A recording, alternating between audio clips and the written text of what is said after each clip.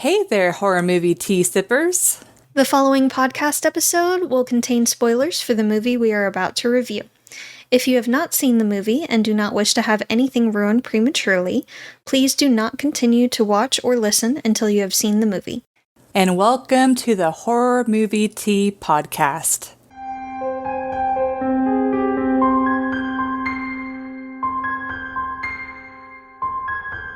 Today, first I have to complain.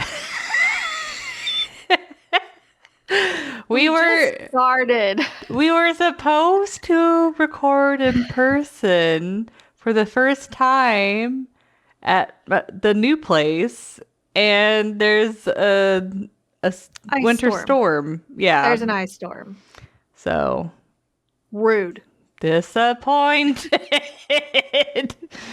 Anyway, so the next 8 episodes or so, you're going to just see us sitting at home separately. In our chairs and comfy blankets and trying to keep warm because Texans we're not built for cold, okay?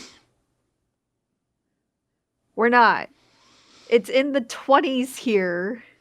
To be fair, I don't feel like we're built for the heat either. I mean, our roads and all are built for the heat. Well, right, but it's like as a person, like we just, I feel like so many people just avoid going out once it starts hitting 100. Well, yeah. Well, to be fair, that's when it's 100 freaking degrees Fahrenheit. That's hot. Heat stroke is a real concern. But it is currently, my computer is showing 21 degrees Fahrenheit in Texas.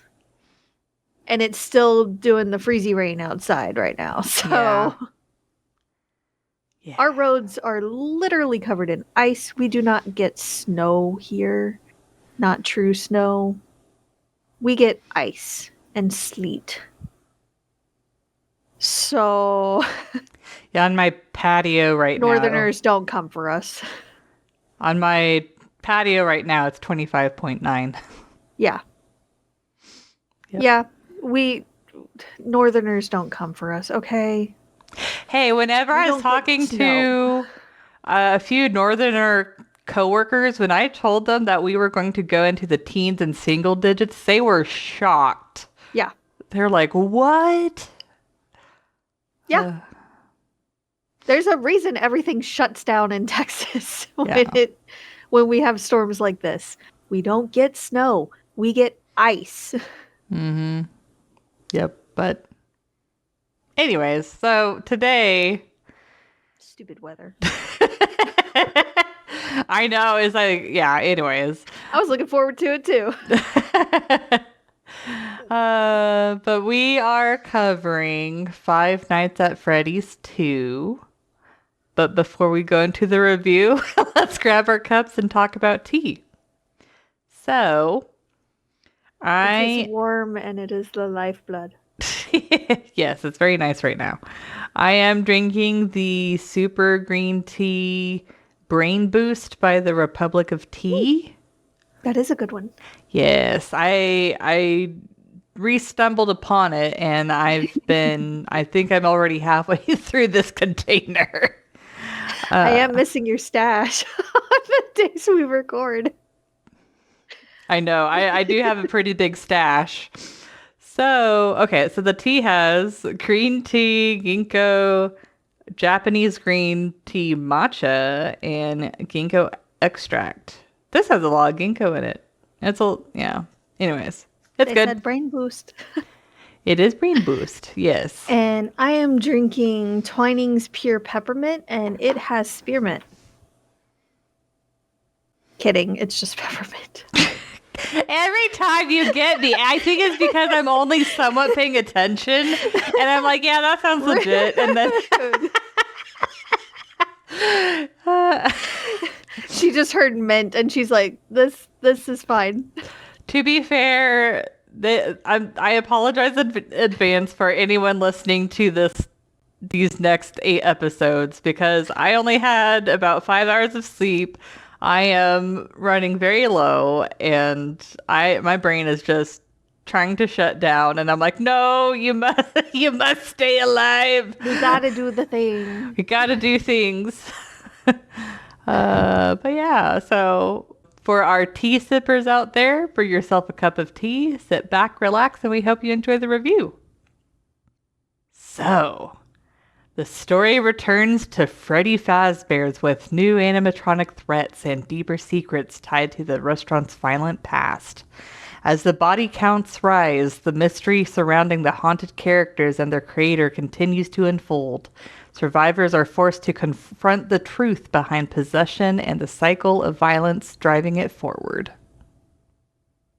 So, for entertainment, I will say I went in with a pretty low bar because I have a friend who is a bit deeper into FNAF lore and stuff than I am. And she was saying that it wasn't that good. So it's like I went in with a certain expectation, and I think because it was better than that expectation, it ended up being a little higher. I don't know. Or maybe I would have done the same rating. Anyways, I give it 7.25, where it's like I'm not going to necessarily go out of my way to go see the movie again, or it's not a movie I would like. It's not your first pick. Yeah, it's not a movie that I am going to be excited to watch. Like, oh my god, like I want to watch this movie again. It's more of a, if it's on, it's a, oh hey, it's this movie, sure, why not? Yeah, like I feel like it's slightly above that bar. Like I do feel like I will be watching it again. But it's mainly because I really appreciate all of the lore and Easter eggs that they were able to fit in. And I mean, sometimes it doesn't feel very natural, but other times it does feel more natural. But it's like, I don't know. It just, I feel like they do with as complex as the lore is, I feel like they do a decent enough job kind of bringing it together. So, but yeah, so overall, like, I feel like the imagery and the scares for the most part were pretty good, but I will say that when the scares fall flat, they fall flat hard to where it's like funny. So it's kind of like this dance of like really good creepy scares to like laugh out loud scares. But I mean, I really do appreciate like some of the imagery with the animatronics and I mean other parts too. I felt like a lot of the time it did hit well. Yeah. And I definitely appreciate the fact that they used practical effects. Apparently, I don't know if this is true or not, but I heard somewhere down the grapevine that they used Jim Henson's company for the animatronic puppets, and that's why they look so good. I was like, what? I'm awful with names. Who is that? Kermie. Oh, okay. And the Muppets. Okay. And the Dark Crystal. And you know, they are the company for puppetry. Again, god awful with names. So names mean nothing to me. But it's like, you know, as far as like the animatronics themselves, they look great. I thought they did a great job with Mangle, though I do have complaints with how they used her. And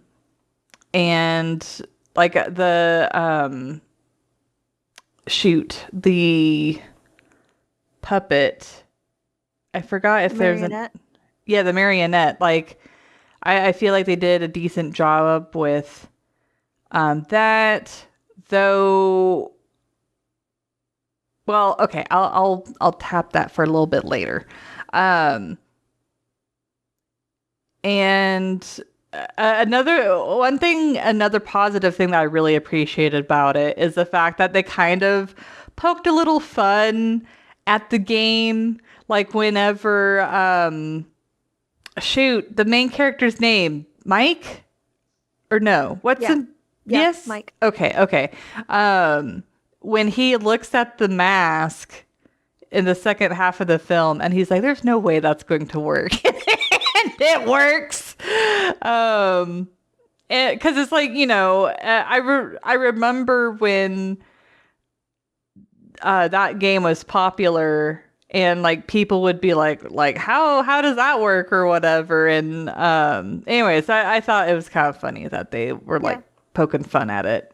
That, and also when he's like, how do you close the door? And she's like, there is no door. He's like, why is there no door? Who designed this place? Yes. Um yeah. But yeah, and so some of the animatronics didn't translate super well. Cause I feel like Balloon Boy, um, it's like for me, he kind of danced between being creepy and being like really goofy, and so Honestly, it was he kind was one of the most forgettable ones. yeah. But it's like, he definitely he looked like he was copied and pasted from the games. It's like he looked good, but just didn't translate to screen super well. Mm-hmm. And then also, kind of my other complaint was some of the character motivations, like the shoot, the marionette, like I feel like I think it was really cool the way that it like possessed people, Mm-hmm. but uh, I wasn't completely buying all of the motivation. Um, and I was trying to remember. I think that they changed the motivation slightly from at least in the game. I don't remember the marionette. I don't know. It's like, and to be fair, I am very much like not super into the lore, so there might be a piece that I hadn't heard of before. But it's like I had been under the understanding that the marionette was almost like a protector of the animatronics, um, and also like kind of almost the representation of like the loss and sorrow with it. Um, but I don't know. I just some of the motivations with the animatronics I didn't completely understand. But I will say that the voice actors that they chose for the new animatronics fit pretty well. Like apparently the new Chica that was voiced by Megan Fox. I had no idea. But she did a good job. Yeah. Like the voice I picture was the voice I heard, so. But yeah, that's what I got. Yeah. This one, I went into it with low expectations too, and was fairly pleasantly surprised, but I still feel like it's going to be one that kind of fades into the background. Um, they did try to up the ante a little bit and make the marionette a huge problem, and it was. um, there were some creepy scenes to it, but I feel like they tried to do a little bit too much with the marionette's powers at times, and it just felt a little bit of a jumbled mess here and there. Some of the extra creatures or whatever that they brought in were some were funny and some were, like I said, completely forgettable. I don't even really remember the balloon kid. So, yeah, it was all right all in all. I give it a 7, solid 7. But again, I feel like this one is probably going to fade a little bit into the background. I feel like it's more a connecting piece between the first one and whatever the next one is going to be. Yeah. It's almost a filler. I feel like the pacing was also... It's a little weird.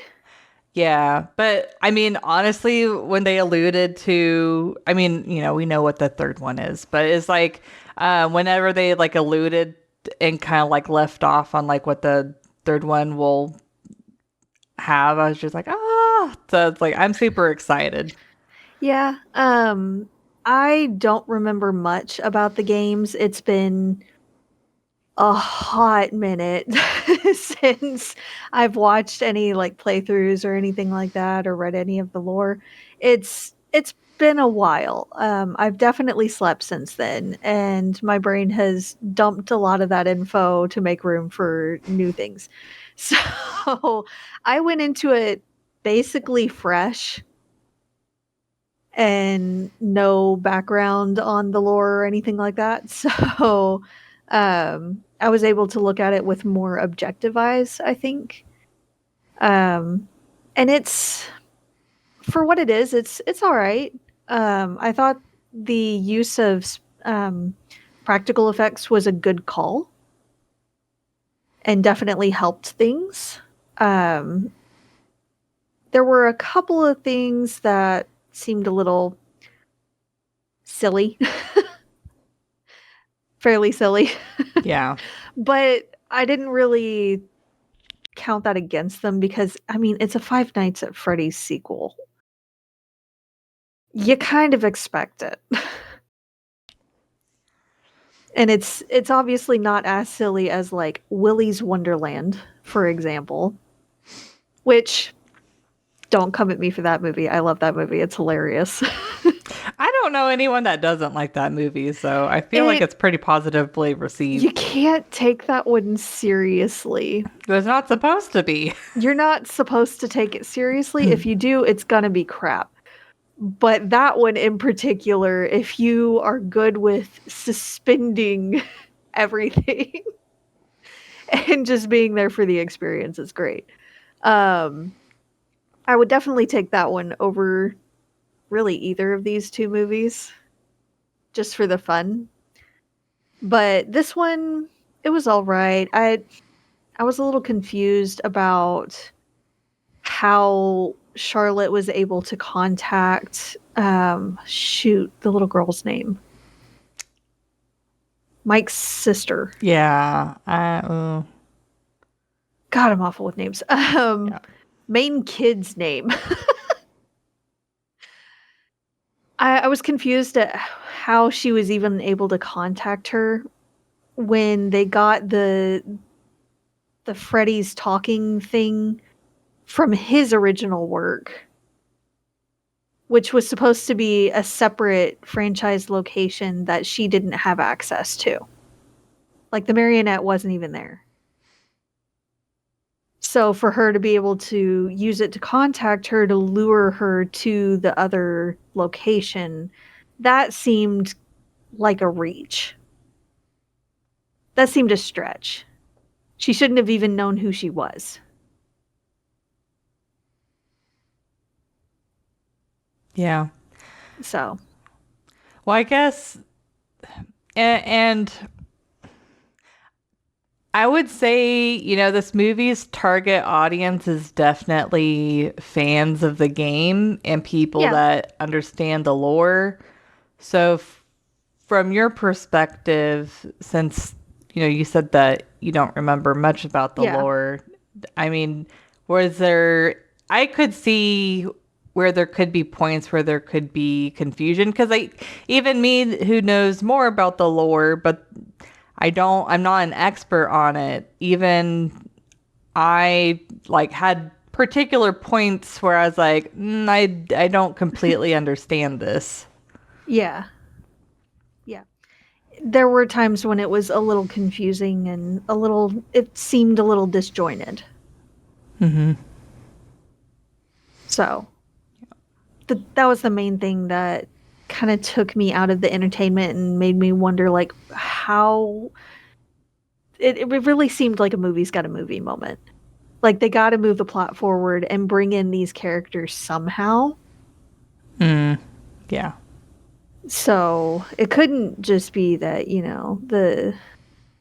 the other Michael guy that ended up being her brother was fired because there were people that went missing there on his watch that he invited. And main character Mike got brought in to be the security guard there since he was close by instead. No. No. We gotta have a talking ghost radio spirit box. We had to have the spirit box to bring the little girl there. And it's interesting because, they kind of split off from the lore in the first movie. But if I recall right, I believe, the bad guy that they reveal, her brother, Michael Afton, like, I believe that he's, for FNAF 1 and 2, he's actually the character that you play as. And so they essentially split off the mics to be like, okay, this mic is actually separate from like actual like Michael Afton. Yeah, I thought it was weird that they both had the same name. Yeah, that's why. If I recall right, trying to make a distinction there. But yeah. Yeah. So there's obviously some lore that we're missing or something. I'll probably at some point go through and watch a few playthroughs and all and try to get some more of the lore before they come out with the next one that they were heavily hinting at the very end of it. And obviously, like, this franchise, they're gonna beat it until they can't anymore. So they got a lot of games to go through. They do. And then they got the books.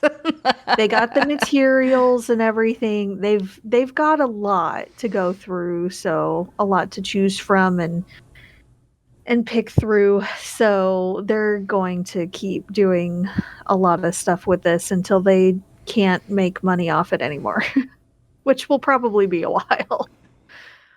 But it was all right for what it was. It felt, if it was a TV series, I feel like this would be mostly filler with just a light dusting of important bits of information that you'll need for the next movie. But on the whole, it's probably going to be one that I skip.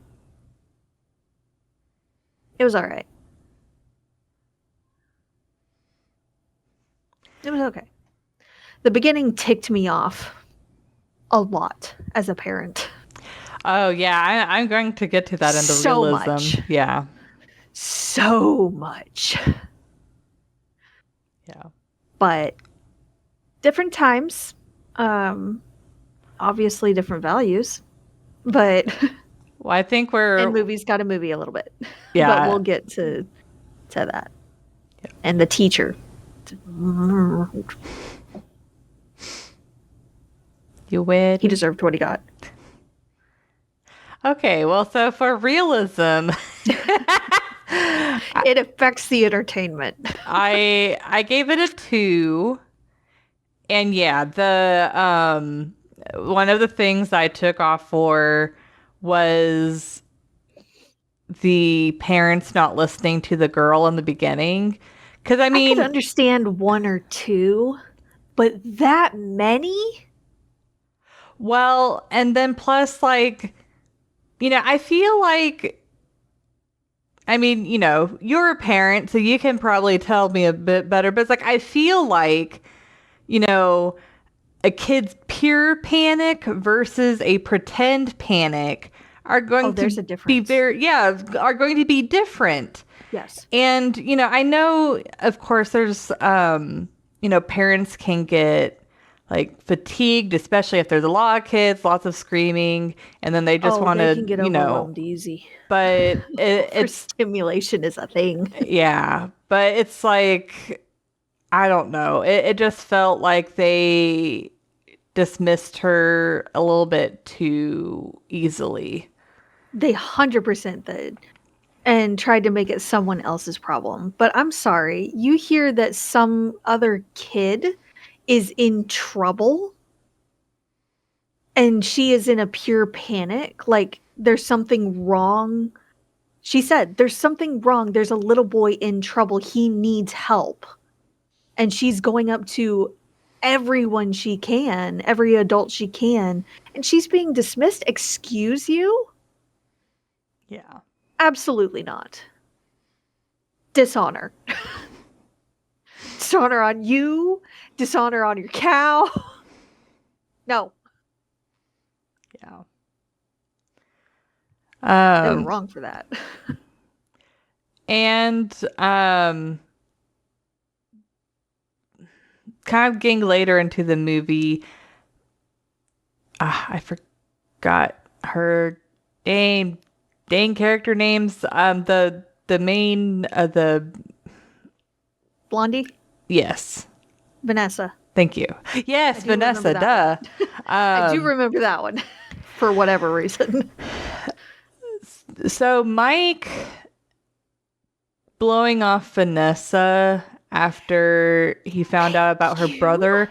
Like, I feel like just like with the parent thing, I could see in an extreme situation or as an extreme reaction that may be happening, but it did feel a bit extreme because it's like they had known each other for a decent amount of time. They were close. I mean, he was trying to they're on the verge of like dating and kind of getting more intimate. Well, and she had some secrets, but obviously there were things that she was kind of ashamed about. Yeah. And she had proven still time and again that she was on their side. Right. And it's like she obviously helping them.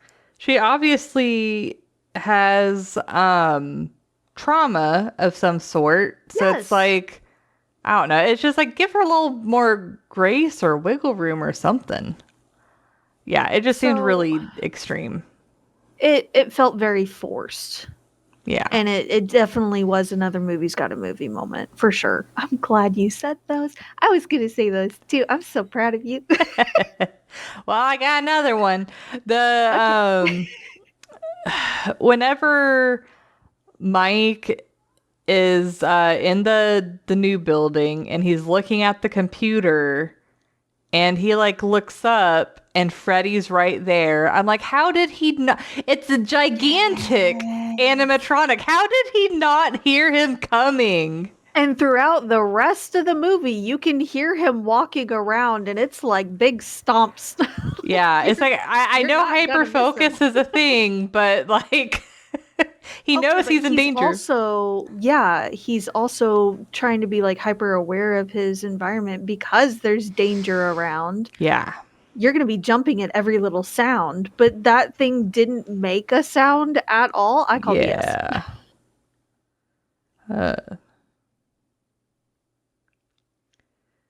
But yeah. So, I mean, there's a few other points that I kind of came across, but I didn't write them down, so I forgot them. So that's what I got for realism. Well, I am proud of you. I also gave it a 2. Oh. So twinsies. But the parent thing drove me nuts completely and made me irrationally angry. I do want to give the girl props though. She's strong, especially for her age, to not only be able to lift the boy who is completely unconscious. So that's just dead weight right there. Mm-hmm. Which is completely different, by the way, than when the kid's awake. It's different. But to carry him that far. And at the end, after she's been stabbed a few times too, she was still carrying him. Damn, girl. That was pretty awesome. I know adrenaline's a thing and it definitely contributed, but at the same time, I felt so bad that she ended up dying. I was really rooting for her and it made me sad. I mean, I knew because there's the bite of 87 and the bite of 89. And so as soon as I saw that date pop up, I'm like, someone's going to die. Yeah. Yeah. Um, then this is a tiny nitpicky thing, but it also drove me nuts a little bit. On their quote unquote date, or not a date, Mm-hmm. the waiter that kept coming over to brush away the crumbs from the bread. Very obnoxious. Rudest dude ever. Like, they're eating. If you're going to be that anal about crumbs on the table, give them a plate. Again, tiny little nitpicky thing, but it was annoying as hell to watch him keep coming back over there and giving them the hairy stink eye for crumbs on the table when they're eating, God forbid. At a restaurant where you're supposed to With eat. crusty bread. Yeah. That's going to be full of crumbs and flakes. Like, there's going to be debris. It's like, does he give everybody the stink eye or? I guess. Or he was just having a really crap day. Yeah. I don't know. But, dude, take a chill pill. Come back and check on them, refill their drink, see if they need anything, and then F off.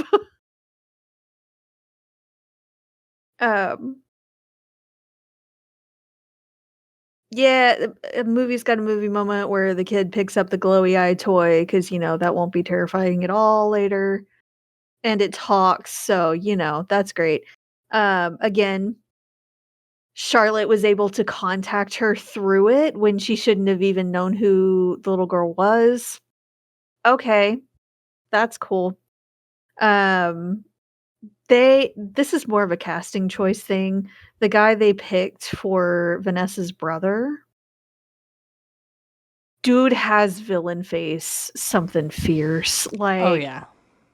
they Very didn't sharp even features. try to do subtle foreshadowing or anything. They went hard at it. It's like, oh, sugar, they did you dirty. Like,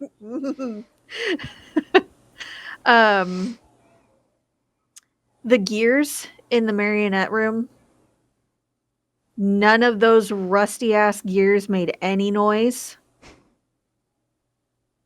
Calling bullshit.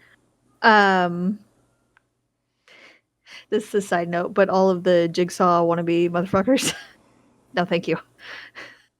The itty bitty ones that were in like the boat ride area. Yeah, no thank you. Yeah. No thank you.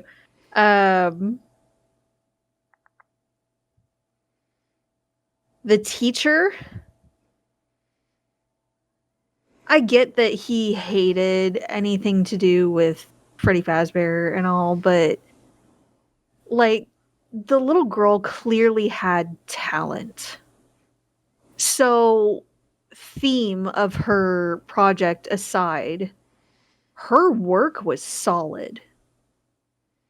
And for her age especially, for her to be able to do something like that is awesome and should be applauded and celebrated.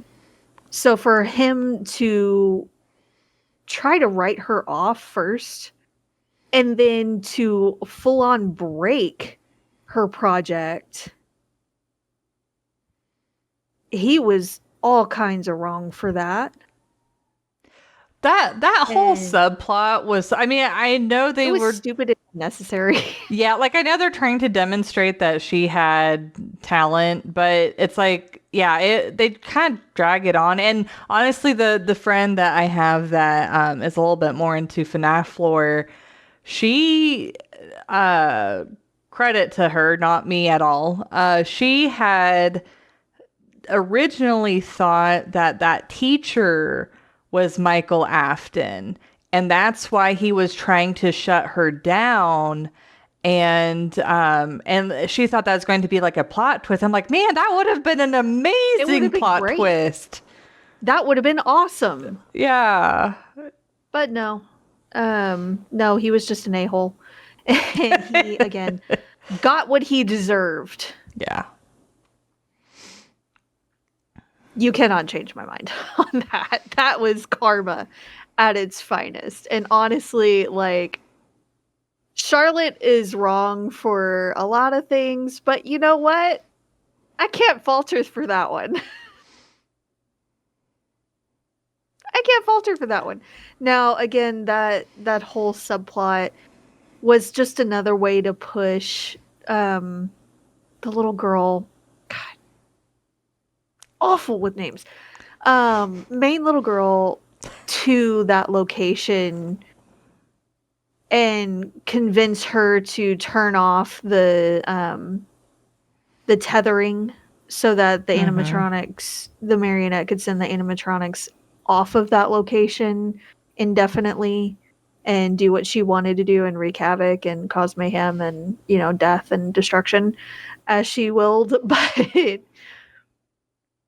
But it was still kind of unnecessary because she was still thinking that those were her friends and she would have done that regardless of a science fair project. That's very true. So it was unnecessary and just rude and mean for no reason. Yeah. It's very satisfying when he meets Karma, but it's unnecessary. They were extremely subtle at the very end too. I'm skipping ahead a bit because there were a bunch of things that at some point I was like, and I'm done taking notes. Yeah. But it was very subtle, at least to me, at the very end. The brother got knocked out by Jeremiah, I think his name was. The Mike's best friend guy, whatever, the guy that was helping them redo the house. Got clotheslined by that dude and knocked out into the grass. And then you don't see him again. And I was sitting there like, are they not going to call the cops on the guy that's, you know, passed out in the yard or anything? They're not going to, you know, tie him up, try to hold him there or anything like that. Nah, they're just going to walk off. Okay, cool. That's fine. Also, you're leaving your house that was broken into and all, but okay, that's a choice. But they actually did show his badge in the grass before they showed Vanessa getting possessed by Charlotte. So they imply, apparently, that he escaped and he'll be there for movie 3. But yeah, I did find it forced, for sure. The way that Mike at the end was like, stay away from us, to Vanessa. I mean, who is going to tell someone that, I mean, they'd been spending some time together and they had that traumatic experience together where she turned against her father and got stabbed for it. And was in a coma for a little bit. So she had a lot of trauma with that. And they hadn't known each other super long. They just had that one experience and were kind of talking and bonding a little bit over it. But you're still unlikely to tell someone, even in that situation, everything, especially the things that you're really, really ashamed of in your past and trying to forget and move past. So the fact that he was so upset with her for not telling them certain things like that when she's trying to be healthy and move on and deal with her trauma, that seemed a little messed up. Yeah. And again, she had proven time and again that she was on their side. She had been helping them the entire time. And for him to be like, I can't trust you. Seriously? I feel like she's like one of the few people you can trust at this point. Yeah. And one of the few that also knows what the heck is going on. So maybe you can be a little bit butthurt that she didn't tell you about her brother. Right. But she's proven that she wants to help you, and she's still trying to. She saved your sister. So maybe be like, okay, that was not cool. But if there's anything else, please tell us. Like, talk to us about it. Let's get it all out in the open so we know what's coming for us next. Yeah. Instead of being like, no, go away, you person that has helped us so much in all of these traumatic events. I can't trust you just because of your blood relation to these people that you clearly don't like. Yeah. That was forced, and I know they're trying to set it up for movie 3 and all, but that was not the way to do it. Yeah.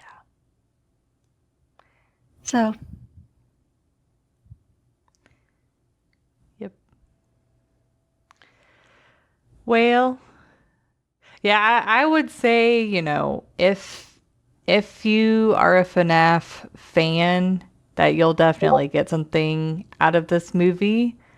But otherwise, I don't know. I feel like a person who's not super into FNAF can probably skip this one. You can get the highlights on the internet or something if you need to. Yeah. It's all right. They got a couple of creepy scenes. Yep. But ultimately probably skippable. Yep. But thank you for joining us today. And anyone who is more versed on the lore than us, I would be really curious if there's something we're wrong about or something we missed. I'd be really interested. I'm sure there's stuff we missed. I would be really interested if you left a comment to kind of expand based off of your knowledge. But if you'd like to recommend a movie, game, or tea, you can leave us a comment or join our Discord server. And if you'd like to keep up to date with our content, you can find our link tree listed below. And if you'd like to support the podcast, please subscribe, like, and share our content. We also have a Teespring and PayPal donate button if you'd like to support us monetarily. And again, you can find all of those sites mentioned linked below. But until the next time, guys, stay safe and stay spoopy. Bye. Bye.